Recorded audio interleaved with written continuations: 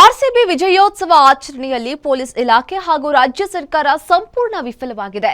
ಆದರೆ ಇದರಲ್ಲಿ ವಿಫಲವಾಗಿದ್ದು ಪೊಲೀಸ್ ಇಲಾಖೆಯು ಸರ್ಕಾರದ ಕ್ರೆಡಿಟ್ ಪಾಲಿಟಿಕ್ಸ್ಗೆ 11 ಜನ ಬಲಿಯಾದರೂ ಎಲ್ಲಿ ಎಡವಿತ್ತು ಸರ್ಕಾರ ಅನ್ನೋ ಪ್ರಶ್ನೆಗಳನ್ನು ಸ್ವತಃ ಕಾಂಗ್ರೆಸ್ ಕಾರ್ಯಕರ್ತರೇ ಎತ್ತಿದ್ದಾರೆ.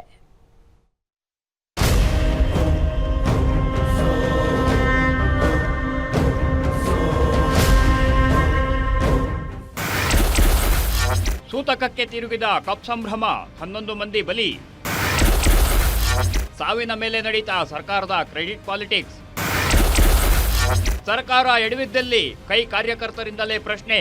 ಸಿಎಂ ಸಿದ್ದರಾಮಯ್ಯ ನೇತೃತ್ವದ ಸರ್ಕಾರ ಕಳೆದ ವಾರವಷ್ಟೇ 2 ವರ್ಷ ಪೂರೈಸಿ ಸಂಭ್ರಮಾಚರಣೆ ನಡೆಸಿತು. ಈ ನಡುವೆ ಆರ್ಸಿಬಿ ಐಪಿಎಲ್ ಫೈನಲ್ ಪಂದ್ಯ ಗೆದ್ದು ಪ್ರಶಸ್ತಿ ಮುಡಿಗೇರಿಸಿಕೊಂಡಿತ್ತು. ಇದರ ಸಂಪೂರ್ಣ ಕ್ರೆಡಿಟ್ ಪಡೆಯಬೇಕು ಅಂತ ಸಿಎಂ ಸಿದ್ದರಾಮಯ್ಯ ನೇತೃತ್ವದ ಸರ್ಕಾರ ಪ್ಲಾನ್ ಮಾಡಿತ್ತೇನೋ ಅನ್ನೋ ಹಾಗೆ ವಿಜಯೋತ್ಸವ ಆಯೋಜಿಸಿತು. ಆದರೆ ಇದೇ ಸಂಭ್ರಮದಲ್ಲಿ ನಡೆದು ಹೋಗಿದ್ದು ಘನಘೋರ ದುರಂತ. ಹಾಗೆ ನೋಡಿದ್ರೆ ಈ ಪ್ರಕರಣದಲ್ಲಿ ಸಿಎಂ ಸಿದ್ದರಾಮಯ್ಯ ನೇತೃತ್ವದ ಸರ್ಕಾರ ಪ್ರತಿ ಹೆಜ್ಜೆಯಲ್ಲೂ ಎಡವಿದೆ. ಐಪಿಎಲ್ ಗೆದ್ದ ಬಳಿಕ ಸಾಂಕೇತಿಕವಾಗಿ ನಡೆಯಬೇಕಿದ್ದ ಕಾರ್ಯಕ್ರಮ ದೊಡ್ಡ ಮಟ್ಟದಲ್ಲಿ ಮಾಡಲು ಹೋಗಿ ಕೈಸುಟ್ಟುಕೊಂಡಿದೆ.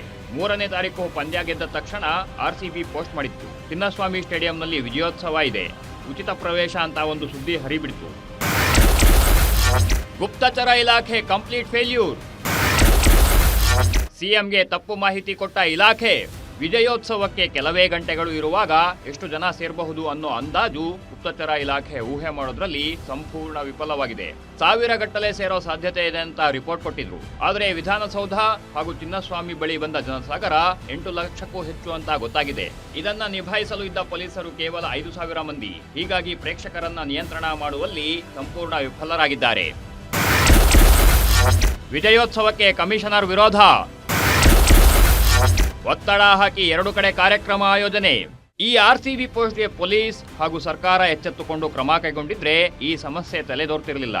ಆದರೆ ಸರ್ಕಾರ ಮೌನ ವಹಿಸಿದ್ದು ಈ ಸುಳ್ಳು ಸುದ್ದಿ ದೊಡ್ಡ ಮಟ್ಟದಲ್ಲಿ ಪ್ರಸಾರವಾಗಲು ಕಾರಣವಾಯಿತು. ಅಂದು ಇಡೀ ರಾತ್ರಿ ಆರ್ಸಿಬಿ ಬೆಂಬಲಿಗರು ಕೊಟ್ಟ ಕ್ವಾಟ್ಲೆಗೆ ಪೊಲೀಸರು ಸುಸ್ತು ಹೊಡೆದಿದ್ರು. ಹೀಗಾಗಿ ಪೊಲೀಸ್ ಕಮಿಷನರ್ ವಿಜಯೋತ್ಸವಕ್ಕೆ ಅನುಮತಿ ಕೊಡಲು ನಿರಾಕರಿಸಿದ್ರು. ಆದರೂ ರಾಜಕೀಯ ಒತ್ತಡ ತಂದು 2 ಕಡೆ ಕಾರ್ಯಕ್ರಮ ಮಾಡಲು ಪೊಲೀಸ್ ಇಲಾಖೆಗೆ ಒತ್ತಡ ತಂದ್ರು. ವಿಧಾನಸೌಧದಲ್ಲಿಯೇ ನಡೆಯಬೇಕಿತ್ತು ದುರಂತ.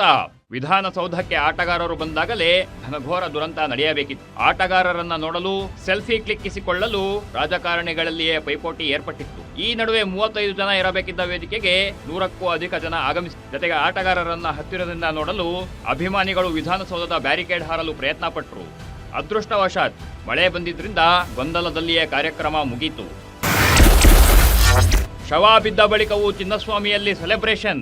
ಈತ ಗೇಟ್ ನಂಬರ್ 6, 18, 19 ಬಳಿ 11 ಮಂದಿ ಪ್ರಾಣ ಕಳೆದುಕೊಂಡಿದ್ರೆ ಅತ್ತ ಡಿಸಿಎಂ ಡಿಕೆ ಶಿವಕುಮಾರ್ ಆಟಗಾರರ ಜೊತೆ ಸೇರಿ ಪ್ರಶಸ್ತಿ ಮೇಲೇರಿಸಿದ್ರು. ಈತ ಕೆಲವರು ಅನಾರೋಗ್ಯ ಪೀಡಿತರಾಗಿ ಆಸ್ಪತ್ರೆಗೆ ಸೇರಿದ್ರೂ ಸಹ ಕಾರ್ಯಕ್ರಮ ಮುಗಿಸಲಿಲ್ಲ.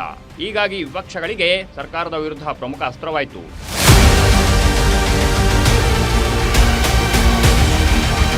ಒಟ್ಟಾರೆ 18 ವರ್ಷಗಳ ಬಳಿಕ ಐಪಿಎಲ್ ಗೆದ್ದ ಖುಷಿ ಕೆಲವೇ ಗಂಟೆಗಳಲ್ಲಿ ಸೂತಕಕ್ಕೆ ತಿರುಗಿತ್ತು. ಸರ್ಕಾರ ಹಾಗೂ ಪೊಲೀಸ್ ಇಲಾಖೆಯ ವೈಫಲ್ಯದಿಂದಲೋ ಅಥವಾ ಆರ್ಸಿಬಿ ಮ್ಯಾನೇಜ್ಮೆಂಟ್ ತಪ್ಪಿನಿಂದಲೋ ಸಂಭ್ರಮ ಸಾವಿನ ಮನೆಯಾಗಿದ್ದು ವಿಪರ್ಯಾಸ. Maruti Pavagada, political bureau, guarantee news.